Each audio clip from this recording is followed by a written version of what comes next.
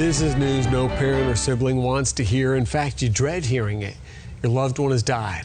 Tonight, the family of Robert Zarnik is opening up to Four in Your Corner about how they're remembering him. He's the driver who died when his car drove into a Cape Coral canal last night. His oldest brother spoke exclusively to Fox 4's Rachel Lloyd.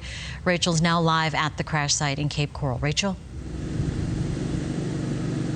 Patrick and Jane, we had a pretty emotional conversation just moments after he looked at his brother's crash site here. And you can see that the city has already replaced the reflective signs that were torn to the ground. But his brother told me he won't remember him for this crash, but as the kind, loving person he raised him to be.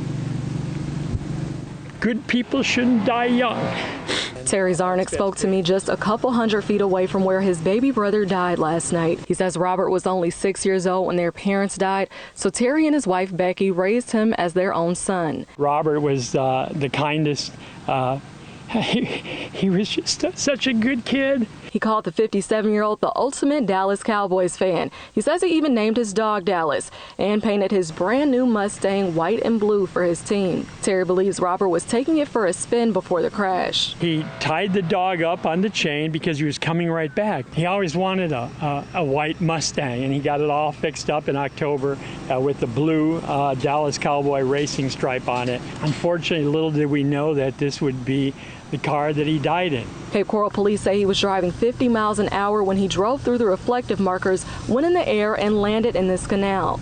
A neighbor told us this morning she called 911 as soon as she heard the crash. It sounded like it was kind of swerving and skidding, and then we heard it hit something, but it was kind of a weird noise. Terry says 50 miles is fast for this street, but maybe he didn't see the dead end signs or red reflective markers before the canal. And neighbors say trees blocking the street lights here make it hard for drivers to see at night. And I think that presented a problem for Robert. And tonight he says his family is relying on a higher power to keep going. Got to keep believing in God. You can't stop believing.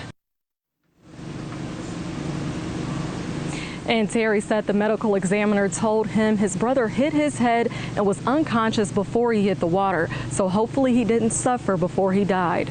Live in Cape Coral, Rachel Lloyd, Fox 4 in your corner.